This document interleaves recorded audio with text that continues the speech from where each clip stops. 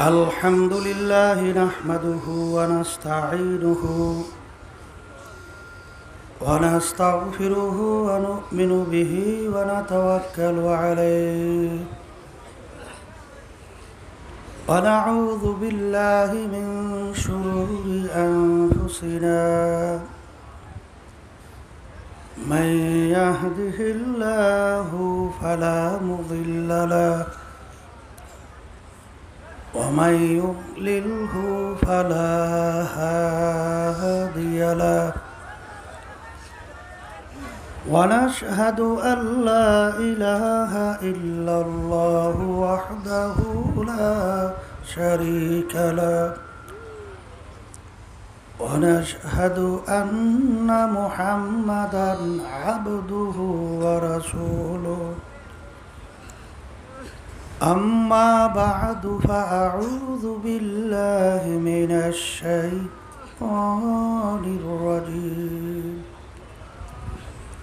بسم الله الرحمن الرحيم يا أيها الذين آمنوا صلوا عليه وسلموا تسليما اللهم صل على سيدنا ونبينا وشفيعنا حبيبنا ومولانا محمد صلى الله عليه وعلى آله وأصحابه وبارك وسلم اللهم صل على سيدنا ونبينا وشفيعنا حبيبنا ومولانا محمد صلى الله عليه وعلى آله وأصحابه وبارك وسلم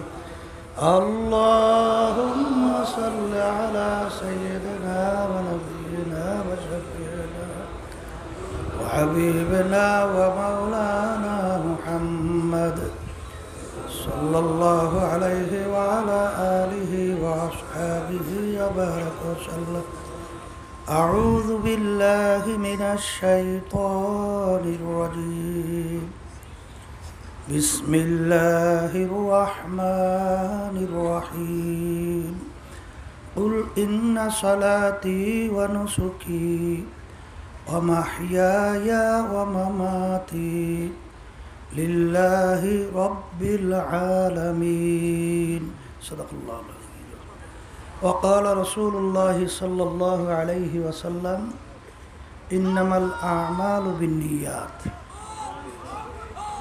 আল্লাহ পাক রব্বুল আলামিনের দরবারে লাখো কোটি শুকরিয়া আদায় করতেছি। রব্বুল আলামিন ফিতনা ফাসাদের যুগে গত অগ্রহায়ণ মাসের মাহফিলের পরে আবার ফাল্গুন মাসের মাহফিল আল্লাহ রব্বুল আলামিন সহি সালামতে সুন্দর পরিবেশে আমাদেরকে বসার দিনে আলোচনা করার শোনার তৌফিক দান করলেন। শুকরিয়া তার সবাই বলি আলহামদুলিল্লাহ। মাহফিল উদ্দেশ্য করে আমার ভাইরা আসছিলেন, প্রায় 7 জন ভাইকে আমরা জানাজা নামাজ পড়াইয়া চিরতরে দুনিয়ার থেকে বিদায় করে দিলাম, আর কোনোদিন আসবে না। এরকম একদিন আসবে, আল্লাহ কবুল করলে মাহফিল চলতে থাকবে, আমরা আর থাকব না। বারবার আব্বাজান রহমাতুল্লাহি আলাইহি বলতেন, এমন একদিন আসবে মাহফিল লোকজন হয়তো বা আরও বাড়বে, আরও সুন্দর হবে, কিন্তু আমি আর থাকব না। দেখা গেল ঠিকই আল্লাহর কুতুব আজকে আমাদের মাঝে নাই, আর কোনোদিন আসবেও না। দাদাজান রহমাতুল্লাহি আলাইহি আমাদের পাশেই শুয়ে আছেন। চরমোনাই সম্পর্কে আপনারা অনেকেই জানেন, তারপরও স্মরণ করাইয়া দেওয়ার জন্য আবার বলছি। চরমোনাইয়ের চতুর্পাশে নদী, একটা দ্বীপের মতো। আজকে চরমোনাই নামটা শুধু বাংলাদেশ নয়, তামাম দুনিয়ার ভিতরে এক নামে পরিচয় লাভ করছে। এর পিছনে নিশ্চয়ই তো কারণও আছে। কারণের ভিতরে একটা হলো যে আল্লাহর কুতুবেরা আমাদের এই মাঝেই ঘুমায় আছে। চরমোনাই এই মাদ্রাসা সর্বপ্রথম মক্তব আকারে আমার আব্বাজান রহমাতুল্লাহি আলাই তার নানা যান, তার নাম ছিল আহসানুল্লাহ। তার নামেই আমাদের মাদ্রাসার নাম আহসানাবাদ।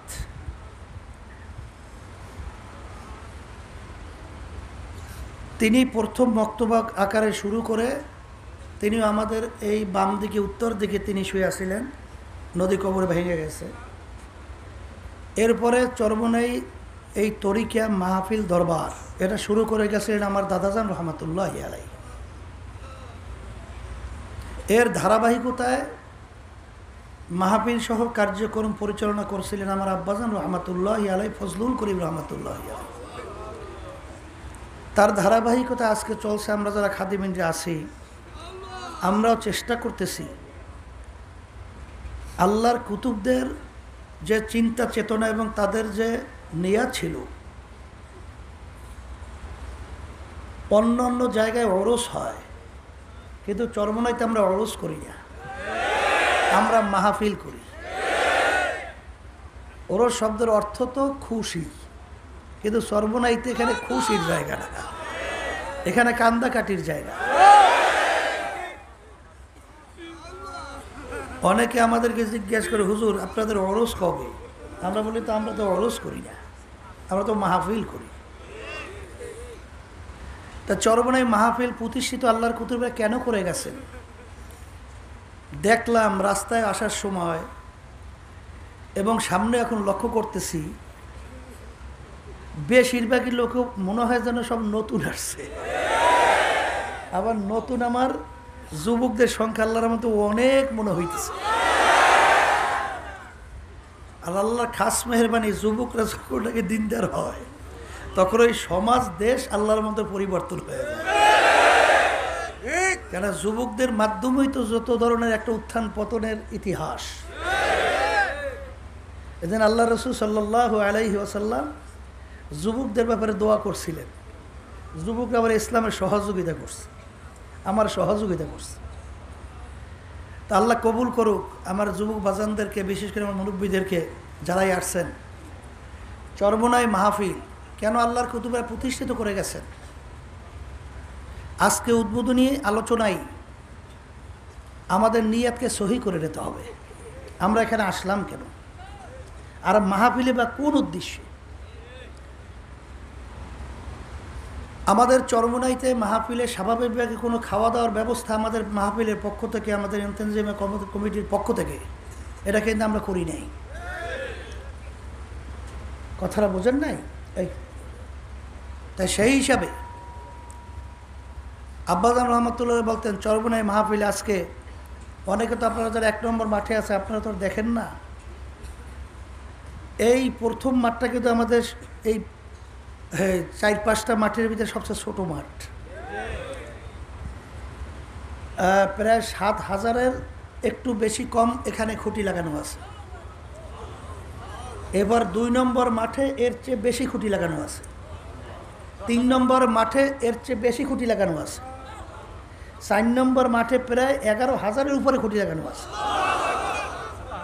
5 নম্বর মাঠে আমরা খুঁটি অত বেশি লাগাতে পারি নাই, আমার ভাইরা নিজেরা তাদের উদ্যোগে, কারণ আমাদের মাল আসবাব তেমন একটা ছিলও না, আর এত বড় ব্যবস্থাপনা করাও কঠিন হয়ে পড়ছিল।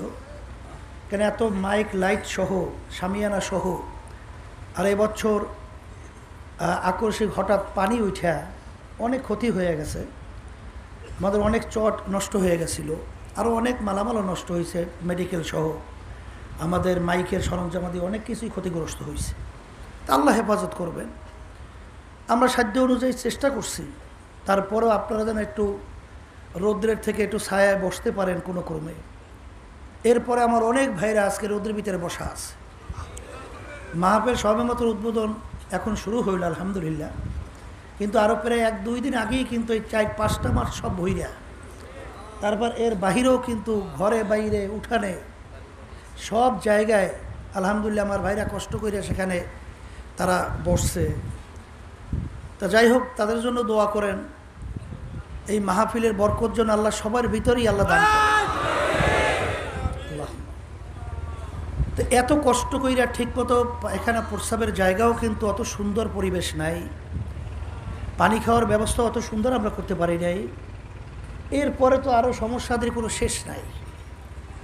তারপরে এত কষ্ট করে আপনারা আসতেছেন, আর এই মাহফিল প্রতিষ্ঠা আল্লাহর কুদরত কেন করছেন, এই নিয়তটা আগে আমাদের ওইভাবে তৈরি করতে হবে। আব্বাজান রহমতুল্লাহ আলাই বলতেন, দাদাজান রহমতুল্লাহ আলাইকাতে উদ্ধৃতি দিয়া, যে চরমনায় মাহফিল একমাত্র প্রতিষ্ঠিত করা হয়েছে আল্লাহর পথ ভোলা বান্দাদেরকে আল্লাহর পরিচয় ঘটাই আল্লাহর সঙ্গে সম্পর্ক তৈরি করার জন্যে। সবাই বলি সুবহান। এখানে যদি কেউ দুনিয়ার কোনো নিয়তে এসে থাকেন, আমি আমার ভাইদেরকে প্রথমেই উদ্বোধনী বয়ানে আমি অনুরোধ করব যে আপনাদের এই নিয়তকে আপনারা পরিবর্তন করেন। হয়তোবা অনেকে আসতে পারেন, সামনে চেয়ারম্যান মেম্বার বিভিন্ন নির্বাচন আছে, জেলাকে অনেক চরমনায়ের মুহিব্বিন আছে, আমি চরমনাইতে গেলে হয়তোবা আমার ভোটটা একটু বাড়বে, চেয়ারম্যান হওয়ার উদ্দেশ্যে যদি কেউ আইসে থাকে, আমি বলবো বাজার আপনার এই নিয়তকে আপনি পরিবর্তন করেন। যদি এখানে কেউ ওই সামনে মাইকের শব্দ কেমন হইতেছে খেয়াল করেন, বসেন আলহামদুলিল্লাহ।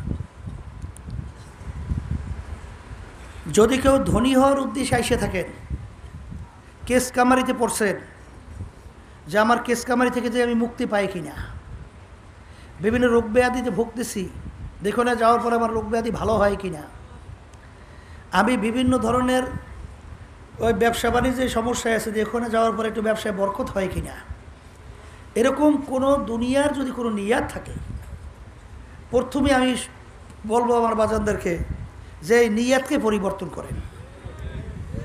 এখানে মামলা মোকদ্দমার তদবিরের জন্য এই মাহফিল প্রতিষ্ঠিত করা হয় নাই।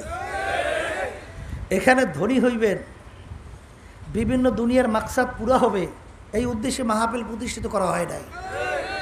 এখানে মাহফিল প্রতিষ্ঠিত একমাত্র করার কারণই হলো আল্লাহর পথ ভোলা বান্দাদেরকে আল্লাহর পরিচয় ঘটে আল্লাহর সাথে সম্পর্ক তৈরি করার জন্য।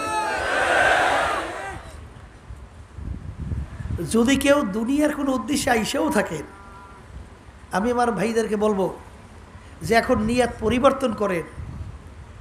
এরপরেও আল্লাহ রাব্বুল আলামিন তো কোরআনুল কারীমের ভিতরে বলছেন, দুনিয়ার উদ্দেশ্যে যদি কেউ আসে বা দুনিয়া কেউ আমার কাছে চায়, আমি তাকে দুনিয়া দিয়ে দেব, কিন্তু আখেরাতে আমার কাছে আর কোনো অংশ আর পাবে না, দুনিয়াতেই পেয়ে যাবে। ফেরাউন মাওলার কাছে চাইছিল, এই জঙ্গলের ভিতরে যাই কান্ডাকাটি করছিল যে আমি দুনিয়া চাই আখেরাত চাই না। জিবরাইল সাল্লাল্লাহু আলাইহি ওয়াসাল্লাম বসে লেখা দাও, দেশে লেখা, তা দুনিয়া পাইছে, তার কথায় নীল ধরে এখানে ভাটা জ্বর হয়েছে। ফেরাউনকে ইতিহাসে দেখা যায় প্রায় 750 বছরের মধ্যে একদিন একটু সর্দি জ্বরও হয় নাই, আল্লাহ ওকে এত আরামে দুনিয়াতে রাখছে। বাড়ির দরজার ভিতরে একটা গাছ ছিল, যে কোনো রোগের নিয়াত কইরা পাতা খাওয়ার সঙ্গে সে রোগ ভালো হয়ে যেত। নীল দরিয়ার পারে যাইয়ে বলতো, নীল দরিয়ার পানি জ্বর হয়ে যেত, ভাটা হয়ে যেত। তাহলে আল্লাহর কাছে দুনিয়া চাইছে, আল্লাহ দুনিয়া দিয়ে দিয়েছে। বর্তমানে কিন্তু এক শ্রেণী বের হয়েছে বাবাদের দরবার, যাওয়ার পরে গরিব ধনী হয়ে যায়, বিভিন্ন দুনিয়ার মাকসাদ পুরো হয়ে যায়, তখন তারা মনে করে সে তো বড় কামেল, কথা ঠিক না? এবং বিভিন্ন কায়দায় তাদের উপাধি লকব লাগানো হয়। এই জন্য আমার ভাইদেরকে বলবো যে আল্লাহ রাব্বুল আলামিনের কাছে যদি আপনি চাইতে পারেন চাওয়ার মতো আখেরাত, তাহলে আল্লাহ রাব্বুল আলামিন দুনিয়াও দিয়ে দেবে প্রয়োজন অনুযায়ী। এটা আপনার চিন্তা লাগবে না, আল্লাহই ব্যবস্থা করবে। কারণ রিজিকের জিম্মাদার কে নেছে? আপনার আমার এত প্রেশার হওয়ার তো কোনো প্রয়োজন নেই। আল্লাহ রাব্বুল আলামিন তো কোরআনুল কারীমের বলছেন, মান কানা ইউরিদু হারসাদ দুনিয়া নুক্তিহি মিনহা, আমার কাছে দুনিয়া যদি কেউ চাও আমি তোমাকে দুনিয়া দিয়ে দেব, কিন্তু আখেরাতে আমার কাছে আর কোনো অংশ তুমি পাবা না। এখন আমার ভাইদেরকে বলবো, যারা মাহফিলে আসছেন, এই 3 দিন 3.5 দিন পর্যন্ত বিভিন্ন ওলামায়ে কেরাম এখানে কোরআন এবং হাদিসের থেকে আলোচনা রাখবেন। বেহুদা সময় নষ্ট আমরা করব না। অনেকে আসছে শুধুমাত্র ঘোরাফেরা করে, বিভিন্ন হোটেল, বিভিন্ন রেস্তোরাঁয়, বিভিন্ন মিষ্টির দোকানে খাওয়া আর সময় কাটানো, গল্প গুজবের ভিতরে লিপ্ত। অনেকে আবার পিকনিকের ভিতরে লিপ্ত থাকে, বড় বড় পাঙ্গাস, বড় বড় বিভিন্ন কায়দায় কায়দায় খাসি জবাই দিয়ে এখানে আনন্দ ফুর্তি করে। এখানে আনন্দ ফুর্তি জায়গা না। যতক্ষণ থাকবেন সবসময় খেয়াল রাখবেন, আল্লাহ যখন দুনিয়ার থেকে ফারেক কইরা যখন এই মাঠে নিয়েই আসছেন, একটা মুহূর্তও যেন আমার বেহুদা না যায়। প্রতিটা মুহূর্ত আমি জেকেরে ফেকেরে থাকবো, প্রতিটা মুহূর্তে যেন আমার আমল নামে ন্যাক জমা হয়, এই নিয়তে এইভাবেই আমি চলাফেরা করব। যদি এইভাবে চলাফেরা করতে পারি তা আল্লাহর ফজল করবে দেখবেন এই মাঠের ভিতরে এমন এক বরকত আল্লাহ রাখছেন, এইটা অনুমান করতে পারবেন। তখনই দেখবেন যে কখন কোন সময় আপনার 3.5 হাত এই নৌকাটা চলছিল জাহান্নামমুখী, মুহূর্তের ভিতরে আল্লাহ রাব্বুল আলামিন সব ঘুরাইয়া দিয়া আপনার এই 3.5 হাত নৌকাটাকে আল্লাহ বেহেশত মুখী করে দেন। আর আল্লাহ রাব্বুল আলামিন তো ওয়াদা করছেন, উদউনি আস্তাজিব লাকুম, বান্দা বান্দে তুমি আমাকে যদি ডাকো, আমার কাছে চাও, আমি তোমার ডাকে সাড়া দেব, যা চাবা তা দিয়ে দেব। তা চাওয়ার মতো আল্লাহর কাছে চাবো যে মালিক, জীবনটা তো শেষ করে ফেলছি, গুনার তো কোনো অভাব নাই, তুমি যখন চরমনের মাঠে নিয়েই আসছো, তোমার অলি না বানাই এখান থেকে ফেরত দিও না। যদি আল্লাহর কাছে দোয়া করতে পারি, আল্লাহ রাব্বুল আলামিন কখন কোন সময় কিভাবে দোয়া কবুল করবে এটা কি আমাদের জানা আছে? এটা আমাদের চিন্তার বাহিরে। আর সাথে সাথে লক্ষ্য রাখবেন, আল্লাহ রাব্বুল আলামিন বলছেন, যারা আল্লাহ রাব্বুল আলামিনের কাছে দুনিয়া চাবে, আল্লাহ রাব্বুল আলামিন তাদেরকে দুনিয়া দেবেন, কিন্তু আখেরাতে আর কোনো অংশ আল্লাহ পাবেন না। এখানে যারা আসছেন, আগে নিয়াতকে সহি করতে হবে। আব্বাজান রহমাতুল্লাহি আলাইহি তিনি বলতে গেলে প্রত্যেক মাহফিলের উদ্বোধনী বয়ানে কোরআনুল কারীমের আয়াত প্রায় তেলাওয়াত করতেন, আর এই হাদিস শরীফ তেলাওয়াত করতেন। কুল ইন্না সলাতি ওয়া নুসুকি ওয়া মাহইয়ায়া ওয়া মামাতি লিল্লাহি রাব্বিল আলামিন।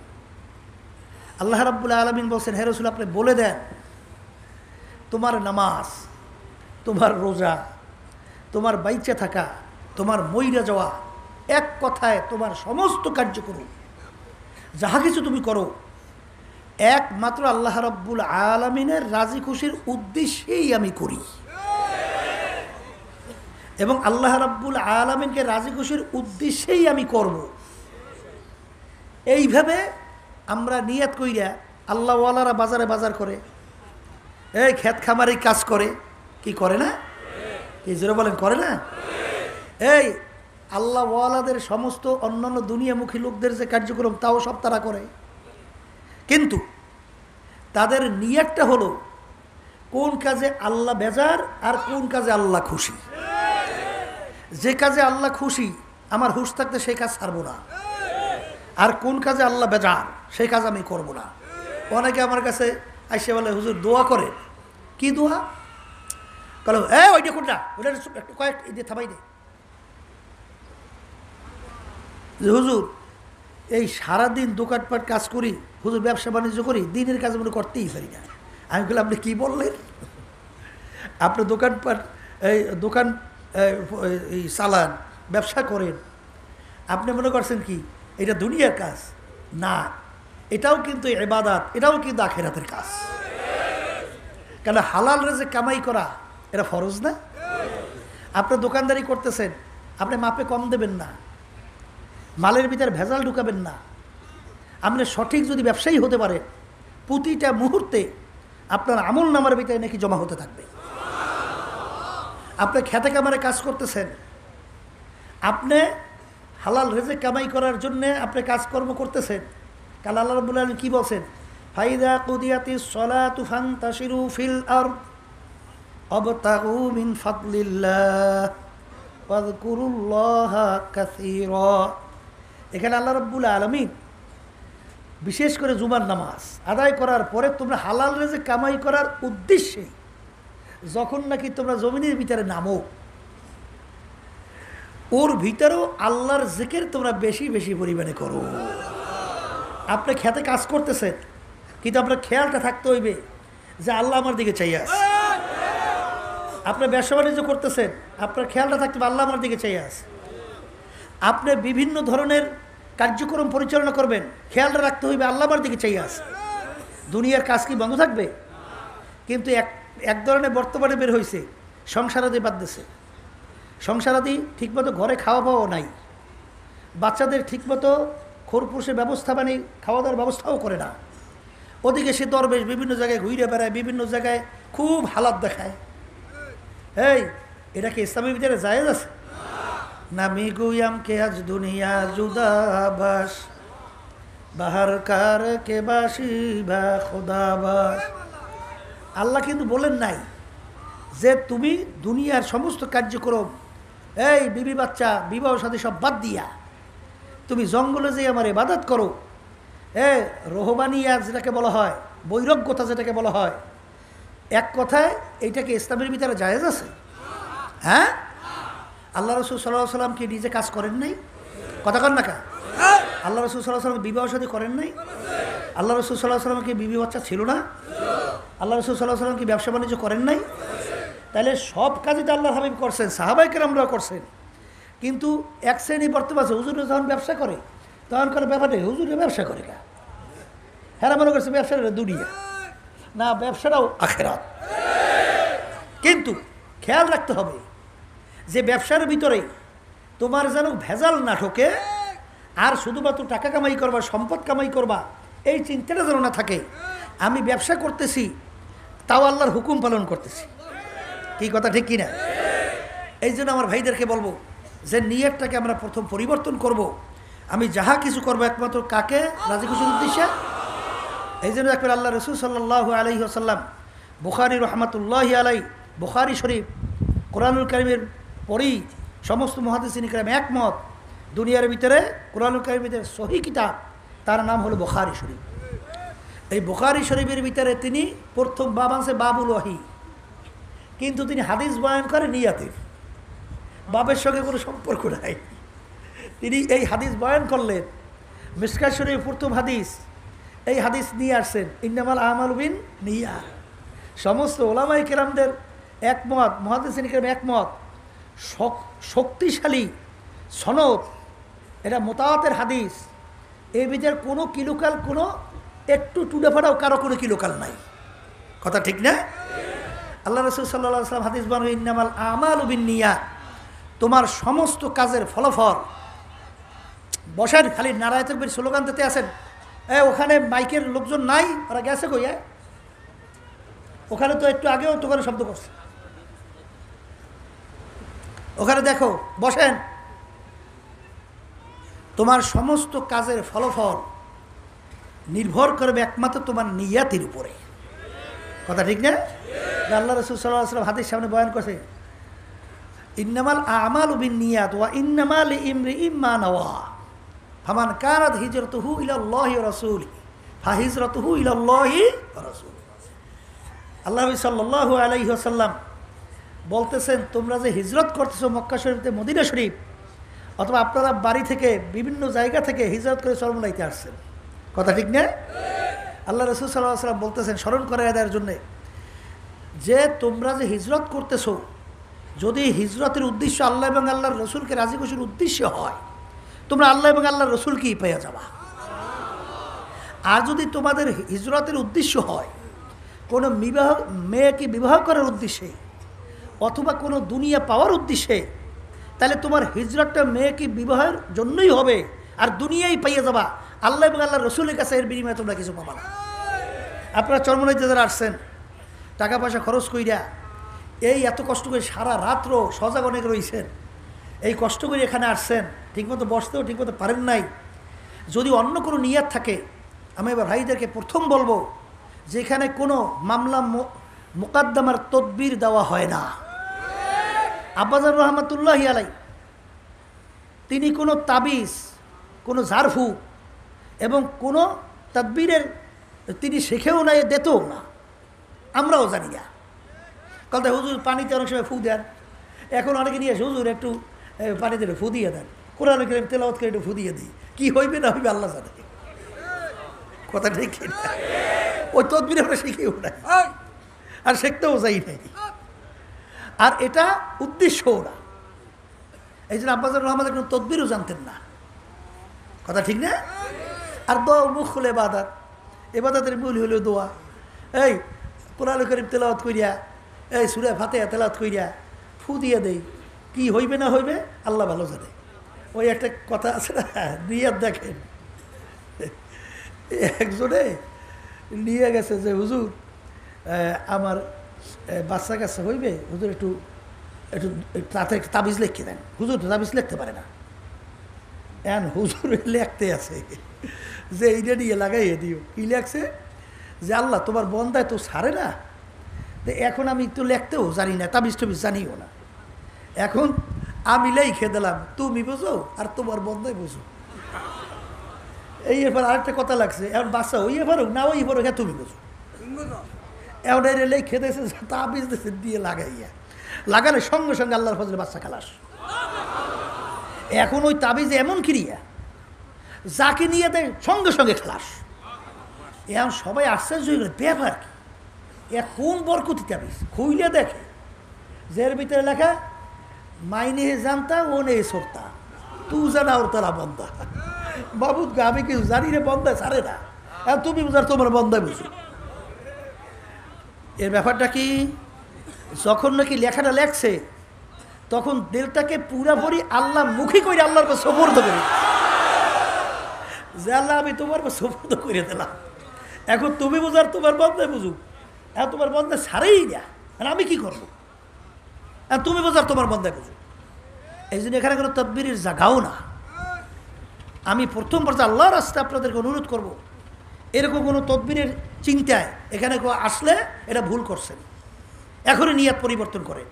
আর যখন আইসেই বসছেন, এখন মনটাকে বলেন যে মহর, যখন মালিক নিয়েই আসেন, তাহলে দিলটাকে একটু ঘুরাইয়া একটু আল্লাহ মুখী কইরা তারপর একটু আমরা বসি। যদি আল্লাহর ফজল করমে বসতে পারি, দেখবেন আল্লাহ কীভাবে বরকত দেবেন আপনি দিশাও করতে পারবেন না। কারণ এখানে আল্লাহর ফজল করমে হাজার হাজার লক্ষ লক্ষ আল্লাহর খাস বান্দারা বসা আছে, ওই লক্ষ লক্ষ জাকিরিন এখানে বসা আছে, তাদের চোখের নজর যদি আল্লাহর ফজল করমে একবার তোমার আমার দিকে বইয়ে যায়, আল্লাহ রাব্বুল আলামিন মুহূর্তের ভিতরে তোমার আমার জীবনের সমস্ত চিন্তা ভাবনা সব পরিবর্তন ঘটাইয়া দিলটা আল্লাহ মুখী করে দিতে পারে। কি যেরকম পারে না, এরকম ঘটনার অভাব নাই। এবারও মাহফিলে আসছে ওই আমার কালু ভাই, ওই সিলেটের, আমার সাথে দেখা করছে সেদিনকার, প্রথম যখন আসছে সুবহানাল্লাহ, এই জিনিস আমার এখনও চোখে ভাসে। এই মোষ, এরপর কালো তো কালা, পোশাকও পরছে কালো, চুল এই পর্যন্ত, চোখ দুইটার বড় বড়। এখন আমার পিছনে দাঁড় করিয়ে রাখছে, তাকাইয়ে দেখি আল্লাহু আকবার। এই আল্লাহর বান্দায় সবনের মাঠে থাকার পর আল্লাহ এমন বুঝতেছে, এখন মনে হয় তাকাইলে মনে হয় একটা আল্লাহর ওলি আল্লাহ বানাই দিচ্ছে। এরকম মুহূর্তের ভিতরে আল্লাহ ঘটাই দিতে পারে না। আর জফুল কালাম তো আল্লাহর হাতে। কার হাতে? তা আল্লাহর কাছে সফর যদি করার মতো করা যায়, তা আল্লাহ রাব্বুল আলামিন বান্দা বান্দাদের জন্য যথেষ্ট হয়ে যাবে। কথা ঠিক কিনা? এরকম কত ঘটনা আমাদের জানা আছে। কোনোদিন পশ্চিমে সেজদা দেয় নাই, কিন্তু এই মাঠে 3 দিন 3.5 দিন থাকার পরে আল্লাহর ফজল করমে আল্লাহ রাব্বুল আলামিন এমন দিনের বুঝ আল্লাহ দান করছেন, এখন হুশ থাকতে, জীবন থাকতে তারা 5 ওয়াক্ত নামাজ ছাড়ে না। কথা ঠিক না? কিন্তু এক শ্রেণী কিন্তু বর্তমানে আছে, দেখবেন সর্বনৈতে যাওয়ার পরই এই পিছনে লাগিয়ে যাবে, খোঁচাখোঁচি করবে, গ্যাসও কোন জায়গায়, অদি সব বেদাঁত, মানে আমাকে সর্বনয় দাঁত নাই, সব দাঁত ছাড়া। যেটা বলে কথা ঠিক কিনা? শূন্য আসলাম এক জায়গায়, এই হাদিস পড়া ইতিহাস, সেখানে ছাত্রদেরকে বলতেছে যে তোমরা কমিউনিস্ট কইরো কিন্তু চরমনাই কইরো না। একজন হাদিস পড়াইতেছে, বলতেছে যে চরমনাইকে আমার কাছে উল্লেখ করে বলে যে ওই এই আওয়ামী লীগ বা অন্যান্য এই কমিটি এসেও আমার কাছে খারাপ লাগে। এরকম বিভিন্ন ধরনের আছে না নাই? এই সর্বনাইতে এক আল্লাহর বন্ধ তো বিভিন্ন কায়দায় ড্যান্স, নাচ, গান, বিভিন্ন কায়দায় এগুলো করাইতো।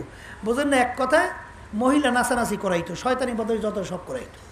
তো দাওয়াতের মাধ্যমে আল্লাহর বন্ধাকে আল্লাহ সর্বনে নিয়ে আসে, আল্লাহ দিনের বুঝতেছে। এখন তো 5 ওয়াক্ত নামাজ পড়ে আর সকাল সন্ধ্যায় বসে আল্লাহর জিকির করে।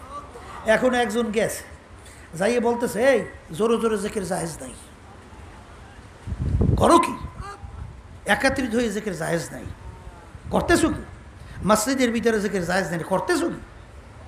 এখন ওই পাগলা তো বাংলা মানুষ, হে কইতে আছে যে আমার তো আপনি চেনেন? কলে চিনি তো।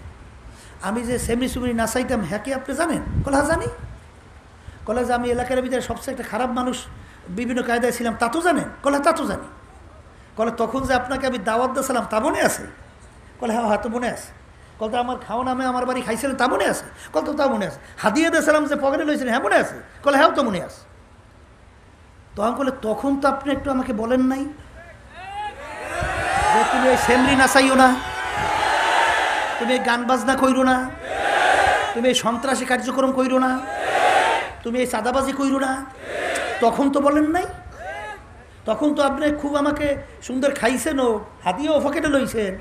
আর এখন আল্লাহ আমার সর্বনে নেওয়া দিনের বুঝ দান করছে। এখন আমি সব ছাইড়ে দিয়া এখন একটু সকাল সন্ধ্যা আল্লাহর জিকির করি, আমি একটু 5 ওয়াক্ত নামাজ পড়ি, এখন খারাপ কাজ আমি ছাইড়ে দিতেছি। এখন তুমি আমাকে বাধা দিতে আসো, এই লাডি দেখছো, একটা পিডিয়া দিয়ে মাথাটা ভাড়াই ভালো। এরকম কিন্তু একদল লাগবে, খুব সতর্ক থাকা লাগবে, কথা ঠিক কিনা? কিন্তু বাজার যতই যা করুক, আব্বাজার রহমাতুল্লাহ আলাইহি বলতেন, যেই বাতি আমার মাওলা জ্বালাবে ওই বাতি তুমি নিবাবা কিভাবে? ওই বাতি নিবাতে গেলে তোমার সোসমস তোমার ফুরিয়া যাবে। কিন্তু আল্লাহ যদি চরমনায় কবুল করেন, আল্লাহ কবুল করছেন, তুমি কিছু করতে পারবে না, কিন্তু বরঞ্চ তুমি ধ্বংস হয়ে যাবা। কারণ হিংসুক যে হিংসে করতে দেওয়া উচিত, ওই হিংসার আগুনে ও নিজেই জ্বলে পুড়ে শেষ হয়ে যাবে, ঠিক না? চরমনায়ের বিরুদ্ধে মনে আছে আব্বাজার রহমাতুল্লাহ আলাইহি তো একটু অসুস্থ শারীরিকভাবে ছিলেন। বাইসুজের ফুয়াজান আমাদের এই ইউসুফ আলী খান সাহেব আমাদের ফুয়াজান, দাদা যখন অসুস্থ হয়ে পড়ছিল তখন বলছিলেন, মেয়া সাহেব কইতো, শ্বশুরে মেয়া সাহেব কইতো, মেয়া সাহেব এই আপনি দুনিয়া থেকে বিদায় হওয়ার পরে মানুষ তো মরণশীল, একদিন যাওয়াই লাগবে, কিন্তু এই তরিকা মাদ্রাসা এ দায়িত্ব কে পালন করবে? এরকম তো কোনো লোক দেখি না। তখন দাদাজান বলতেছেন, আমার সৈয়দ আছে না, আব্বাজানকে সৈয়দ বলতো, বলে সে তো শারীরিকভাবে একেবারে অসুস্থ, সে তো সফর সহ্যই করতে পারে না। তখন দাদাজান নাকি অসুস্থভাবে শোয়া ছিল, শট করে লাফ দিয়ে উঠে বসে গেছে, বসে বলতেছে, দুলামিয়া আল্লাহর ফজল করবে আমার শহীদের সঙ্গে কেউ পারবে না। কলে তার শত্রু মিত্রের তো অভাব নাই। কলে দুলামিয়া আমি জানিয়ে রেখেন যে আমার শহীদের সাথে দুশ্মনী করবে সে ধ্বংস হয়ে যাবে। এবং দেখাও গেছে তাই, যারাই নাকি এই তরিকা এবং যারাই এই দুশ্মনী করছে তাদের ক্ষতি হয়েছে, আল্লাহর ফজলও করবে, তরিকার আল্লাহর ফজল কোনো ক্ষতি আল্লাহ করান না। তবে আপনারা ঝগড়াঝাড়িতে লিপ্ত হবেন না, কারণ এই তরিকার আল্লাহ কুতুবরা এইটা আমাদেরকে শিখায় নেয়। হিংসা করবেন না, সবসময় নিজেকে নিজে ছোটো মনে কইরেন, এবং সবসময় নিজে নিয়তের এই খেয়াল্লা আমার গুণের তো অভাব নাই। আল্লাহ আমি তো এখন সবনে জবের দিনে একটু বুঝ দান করছি, বুঝ আল্লাহ আপনি দান করছেন, এ আল্লাহ আপনি দয়াময় করে আপনার রহমতের নজর আমার দিকে একটু তাকান, আপনার খাস কুদরতি কোলের ভিতরে আমাকে টাইনে জায়গা দেয়, আপনার মোহাব্বত আমার কলের ভিতরে বসায় দেয়, আপনি মানুষ হিসেবে আপনি কৌল করেন। যখনই আল্লাহর কাছে এরকম সুপুর্দ করতে পারবেন, আল্লাহ রাব্বুল আলামিন মান কানা ইউরিদু হারসাদ দুনিয়া নুতিহি মিনহা ওমা লাহু, আল্লাহ রাব্বুল আলামিন বলছেন, বান্দা বান্দিরা যদি আমার কাছে তোমরা দুনিয়া চাও অথবা দুনিয়ার কোনো সম্মান অথবা অন্য সম্পদ চাও, আমি তোমাদেরকে দিয়ে দেব, কিন্তু আমার কাছে আর কিছু আখেরাতে পাবা না। যারা চরমনাইতে আসছেন আমার ভাইদেরকে বলবো, এত কষ্ট স্বীকার করিয়া কেন আসলেন? চরমনাই মাহফিলে একমাত্র প্রতিষ্ঠিত করে গেলেন আমার আব্বাজান দাদাজান রহমাতুল্লাহ আলাই। আল্লাহর পথ ভোলা বান্দাদেরকে আল্লাহর সঙ্গে সম্পর্ক তৈরি করার জন্যই এই মাহফিল প্রতিষ্ঠান আল্লাহর কুতুবেরা প্রতিষ্ঠিত করেছেন। আমার বাজানদেরকে বলবো, যারা নাকি এখনো দুনিয়ার মোহের ভিতরে, দুনিয়ার সম্মানের ভিতরে বিভিন্ন পদের দিকে তাকাইয়া দিন রাত্র যারা নাকি একের পর এক শেষ করতেছেন, আমি সেই বাজানদেরকে বলবো, দুনিয়া সম্পর্কে একটু মাঝে মধ্যে চক্ষু বন্ধ করেন, নিরিবিলি একটু মুরাকাবা করেন। হাকিকত সে তো দুনিয়া বেখবর হ্যায়, দুনিয়া কি নুমাইশ পর নজর হ্যায়। বাজান, দুনিয়ার হাকিকত সম্পর্কে একটু চিন্তা করেন। এক আল্লাহর বান্দা, ওর এনিমি রোগ হইয়া ওর শরীর ফুইলা গেল, ওর শরীর এমন মোটা তাজা হইল, চেহারা এখন টলটল সুন্দর সুন্দর দেখা যায়, শরীরের ভিতরে গোশত এত সুন্দরভাবে শরীর তৈরি হইল। এখন ওই পাগলা তো মনে মনে খুশি যে অনেক বড় লোকের এত সুন্দর শরীর নাই, আমার শরীর তো এত সুন্দর, কিন্তু এই সুন্দরের হাকিকত ওর জানা নাই। বাজান, ওর শরীরের ভিতরে পানি আইসা গেছে, এনিমি রোগ হইছে। এখন সমস্ত শরীরে পানি আসার কারণে সমস্ত চামড়া টান টান হয়ে গেল, শরীর ফুইলে এরকম মনে হয় যে অনেক মোটা হয়ে গেল, চেহারা একেবারে সুন্দর টলটলে মনে হয় চিকচিক করতেছে। পাগলা তো শরীর দেখে খুশি, কিন্তু একজন বুঝদার মানুষ যখন দেখবে যেই লোকটা এখনো বাহিরে কেন ঘোরে, ওর শরীরের ভিতরে পানি আইসা গেছে, যে কোনো মুহূর্তে ওই পানি যদি হার্টের ভিতরে অ্যাটাক করে সঙ্গে সঙ্গে মারা যাবে, ও এখনো কেন মেডিকেলে ভর্তি হয় না? বাজান, দুনিয়াটা কিন্তু স্বপ্নের মতো। যেরকম নাকি তোমাকে ডাক দিয়ে বলো তোমার আব্বা যে, বাজান রে আমি এক জায়গায় যাই, তুমি আমার গরু টরুগুলার শিখমাদর আমাদের গরুগুলো সন্ধ্যার সময় ঘরে নিয়ে আইসো, কারণ গরুগুলা মাঠে থাকলে কিন্তু বাঘে বা বিভিন্ন আক্রমণ করে ধ্বংস করবে। মা বলল, বাজান ঘরে তৈল নেই, অন্ধকারে থাকা লাগবে, তৈল নিয়ে আসো। এখন ছেলে তো রওনা করলো, পথের ভিতর থেকে মাঠে ছেলেফান খেলাধুলা করতেছে, ও তো খেলাধুলা এমনভাবে মত্ত হইয়া গেল, ওদিকে বাজান দিন শেষ হয়ে গেল, অন্ধকার আইসা গেল। এখনো দৌড়াইয়া যাইয়া দেখে গরুগুলা আর মাঠে পাওয়া যায় না, সব বাঁকে শেষ কইরা ফেলছে। এখন আফসুস আর দৌড়ায়, দোকানে যাইয়া দেখে দোকান বন্ধ হয়ে গেছে। এখনো বাড়ি যাইয়া দেখে মা অন্ধকারে বসে আছে, এখনো এত আফসুস করে, আফসুস আমি কেন খেলার ভিতরে মত্ত হয়ে রইলাম, এখন আমাকে গরুগুলোকেও বাঘে খাইয়া ফেললো। আরে দোকানদারের কাছে গেলাম, দোকানদার তো তৈল নাই, এখন ঘরে আম্মা সহ আমারও তো এরকম অন্ধকারে থাকা লাগবে, ওদিকে পাক শাক না খাইয়ে আমাদের রাত্রি কাটানো লাগবে, কত যত আফসুস করবে, আর পরিষ্কার সময় আসবে না। এই আল্লাহর বান্দারা, কবরের যাত্রীরা, আল্লাহ রাব্বুল আলামিন তোমাকে আমাকে দুনিয়াতে পাঠাইছেন কেন? লিয়াবলুয়াকুম আইয়ুকুম আহসানু আমালা। বাজান, কে ভালো আমল করো, কে খারাপ আমল করো, পরীক্ষার জন্য দুনিয়ার ভিতরে পাঠাইলো। বাজান, পরীক্ষার হলের ভিতরে 3 ঘন্টার সময়, 3 ঘন্টার সময়ের ভিতরে তোমাকে প্রশ্নও দেয়, লেখার জন্য পত্রও দেয়। আর ওই 3 ঘন্টার সময় যদি তুমি আনন্দ ফুর্তি কইরা বিভিন্ন গল্প গুজব লেখা, তুমি যে তোমার 3 ঘন্টার সময়কে শেষ কইরা ফেলো, ওই যখন নাকি 3 ঘন্টা শেষ, যখন বেলের ভিতরে ঘন্টা শুরু হয়ে যাবে, তখন আফসুস করবে, আফসুস আমি তো প্রশ্নের উত্তর ঠিক মতো দিতে পারলাম না। এখন যত আফসুস করো আর 3 ঘন্টা পরীক্ষার সময় ফেরত আসবে না। এ দুনিয়াদার পাগল আমার বাবারা, দুনিয়াটা কেমন স্বপ্নের মতো বাজার। তুমি স্বপ্নের ভিতরে দেখতেছ যে তুমি বিবাহ শাদী করছো, বাচ্চা কাচ্চা হইল, আরে তোমার নাতি নাত করে হয়ে গেল, ওদিকে তোমার ঘুম ভাঙিয়ে দেখো কিছুই নাই। আজকে দুনিয়ার ভিতরে বিবাহ শাদী করলাম, ব্যবসা বাণিজ্য করলাম, বাচ্চা কাচ্চা হইল, আর বাচ্চা কাচ্চা বড় হইলো, মেয়েদের কি বিবাহ দিলাম, ছেলেদের কি বিবাহ করাইলাম, নাতি নাত করে হয়ে গেল। আরে এখন তাকাইয়া দেখি কাঁচা দাড়িগুলা পাইকা সাদা হয়ে গেল, চুলগুলা পাইকা কাঁচা সাদা সাদা হয়ে গেল, দাঁতগুলা পইরা বোকরা হয়ে গেল। ওদিকে তাকাই দেখি যুগ কোথার থেকে গেল,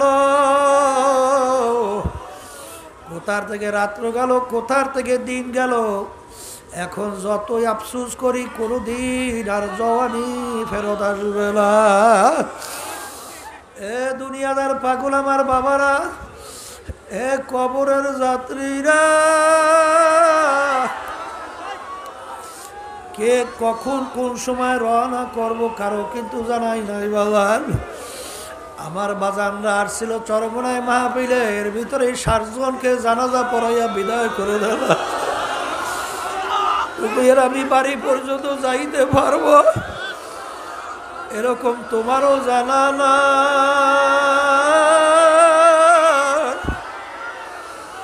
আমারও কিন্তু জানা নাই। কিন্তু বাজান রে, আমার মালিক যখন সর্বনায় মাহফিলে পাঠিয়ে নিয়ে আসছে, আমার মাওলার কাছে তেলটাকে ঘুরাইয়া আল্লাহ মুখী কইরা বসো। আমার মাওলাকে যদি ডাকের মতো ডাক দিতে পারো, মালিক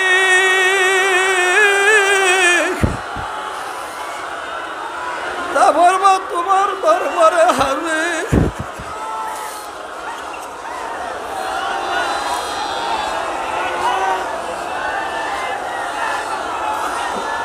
মালিক আমার গুনার কোনো শেষ নাই, আমার অপরাধের কোনো শেষ নাই, কিন্তু আমার অপরাধ যত হোক না কেন, যত গুনাহ হোক না কেন, মালিক তোমার রহমতের তো কোনো সীমা সংখ্যা নাই। মালিক তুমি যখন সর্বনার মাঠে নিয়ে আসো, তোমার পাগল তোমার অলি না বানাই এখান থেকে ফেরত দিও না। এ দুনিয়াদার পাগল আমার বাবারা, কোন দুনিয়ার পিছনে পড়ছো, কোন সম্পদের পিছনে পড়ছো, কোন সম্মানের পিছনে পড়ছো। বাজার ডাকাইতের দলের সর্দার থাকে, সর্দারের কত পাওয়ার। দলীয় লোক অন্যায় করলে অনেক সময় গুলি কইরা মাইরা বলায়, কিন্তু বাজার দলীয় লোকদেরকে অন্যায় করলে কত ধরনের পানিশমেন্ট দেয়। কিন্তু আর মাতুব্বারি সরদারি কতক্ষণ, পুলিশের হাতে অ্যারেস্ট হওয়ার আগ পর্যন্ত। যখন পুলিশের হাতে অ্যারেস্ট হইয়া যাবে, যখন পুলিশ বুট দিয়া লাগবে তাকে পারাবে, তাকে পারাইয়া যখন হাড্ডি গুড্ডি ভাঙ্গা ফেলবে, তখন কোথায় যাবে ওর সারগিরি, কোথায় যাবে ওর বাবুগিরি, কোথায় যাবে ওর দরবেশগিরি। ঠিক বাজান আজকে চক্ষু খোলা দুনিয়ায় আমি পরিচয় দেই আমি পীর, কেউ পরিচয় দেয় আমি মুফতি, কেউ পরিচয় দেয় আমি মুহাদ্দিস, কেউ পরিচয় দেয় আমি চেয়ারম্যান, কেউ পরিচয় দেয় আমি মেম্বার বাজান, কেউ পরিচয় দেয় আমি সভাপতি, কেউ পরিচয় দেয় আমি সেক্রেটারি, কেউ পরিচয় দেয় আমি জমিদার বংশের লোক, আমি তালুকদার বংশের লোক, আমি অমুক বংশের লোক, আমি অমুক সম্পদের মালিক, অমুক টাকার মালিক, আমি এরকম বাড়ি 5টার বিল্ডিং 10টা বিল্ডিংয়ের মালিক, আমি শত শত কোটি টাকার মালিক। বাজার এই পরিচয় কতক্ষণ, যতক্ষণ তোমার আমার চক্ষু দুইটা খোলা থাকবে বাজার, যেদিন তোমার আমার বাড়ির দরজা সালাম সিটি বাজাইয়া বসবে, এখন তাকাইয়া দেখো রূহ তন সে উড় গই, মুর্দা কি হালাত ক্যা হুই। এখন তুমি তাকাইয়া দেখো তোমার দুনিয়া হালাত কি অবস্থা চলছে। আল্লাহ আল্লাহ, এ দুনিয়াদার পাগল আমার বাজানরা, কোন দুনিয়ার পিছনে পাগল হইলাম? দুনিয়ার হাকিকত সম্পর্কে একটু মাঝে মাঝে চক্ষু বন্ধ করো, চিন্তা করো বাজান। বড় লোক যখন দুনিয়ার ভিতরে আসছে, ল্যাংটো অবস্থায় দুনিয়া আসছে। রাস্তার ফকির যখন আসছে, ল্যাংটো অবস্থায় আসছে। ভাগ্যের বিনিময়ে কেউ বা বড় মেয়ে, কেউ বা রাস্তার ফকির। আবার যখন দুনিয়ার থেকে বিদায় নেবে, বড় লোককেও 3টা কাপড় দিয়া প্যাঁচ দেবে। আবার রাস্তার ফকির কেউ কিন্তু 3টা কাপড় দিয়া প্যাঁচ দিয়া কবরের ভিতরে রাখবে। কিন্তু বাজানরা, দুনিয়ার যে কোনো কাজের ভিতরে 5 বারও যদি ওই কাজের ভিতরে আবার চেষ্টা করলে জিতবার আশা করা যায়।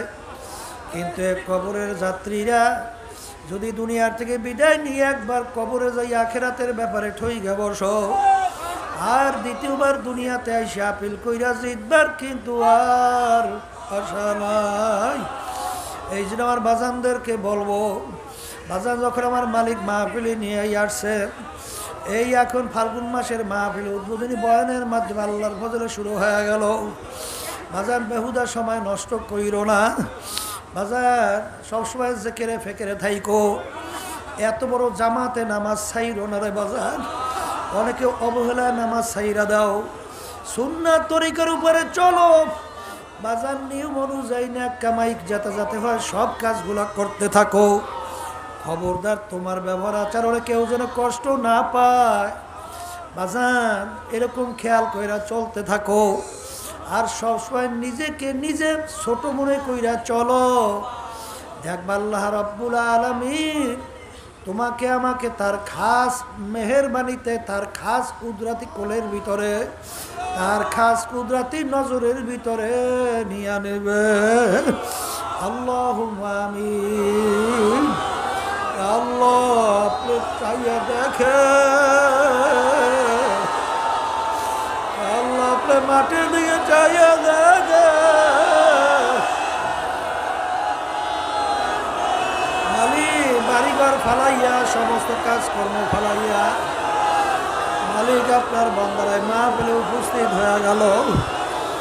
আল্লাহ আপনি মাহফিলকে হেদায়েতে জরিয়া বানায়া দেন, আমাদের কাউকে আপনার ওলি না বানাইয়া ফেরত দিয়ে আল্লাহ। আল্লাহ মাহফিলকে আপনি সব দিক থেকে হেফাজত করেন আল্লাহ। জমিনে আসমানি ভালো থাকে, মাহফিলকে হেফাজত করেন আল্লাহ। সব দিক থেকে আপনি হেফাজত করেন আল্লাহ। আমাদের কলমের ভিতরে আপনার মারিফাতের নূরের বাতি জ্বালায়া দেন আল্লাহ। আপনার খাস ওলি না বানাই আপনি আমাদেরকে ফেরত দিয়েন না আল্লাহ। এখানে যারা আসছে আল্লাহ, আসতেছে আসবে, রাস্তা ঘাটে বাড়ি ঘরে, এখানে সর্বদিক থেকে আপনি আমাকে হেফাজত করে, আমাদেরকে হেফাজত করিয়েন আল্লাহ। আপনি আমাদের দিলকে আপনার মুখী কইরা দিয়েন মালিক। জফুর কালাম আপনার হাতে আল্লাহ, দয়া করে আমাদের দিলকে আপনার মুখী কইরা দিয়েন আল্লাহ। আমরা হাত তুলছে আম্মা আব্বা কবরে শুয়ে রয়েছে, সবার কবরকে বেহেশতের বাগান বানাইয়া দিয়েন আল্লাহ। আপনার কুতুবের আমাদের পাশে কবরস্থানে ঘুরে আছে আল্লাহ, তাদের কবরকে আপনি বেহেশতের বাগান বানাইয়া দিয়েন। তাদের রুহানি ফয়জ ও বরকত আপনি আমাদেরকে নসিব করিয়েন আল্লাহ। এখানে আমাদের আলোচনা করব, ওলামায়ে কেরাম আলোচনা করবে, যা যা প্রয়োজন সবার জবান থেকে সেগুলো বের হওয়ার তৌফিক দান করিয়েন। এবং মাবুদ ইখলাস নিয়ে আমাদেরকে আলোচনা করার তৌফিক দান করিয়ে আল্লাহ সব আপনাদের সুযোগ করলাম, দয়া মায়া করে আপনি দয়া মায়া করে কবুল করে নেন। সুবহান রাব্বিকা রাব্বিল ইজ্জাতি আম্মা ইয়াসিফুন, সালামুন আলাল মুরসালিন, ওয়ালহামদুলিল্লাহ।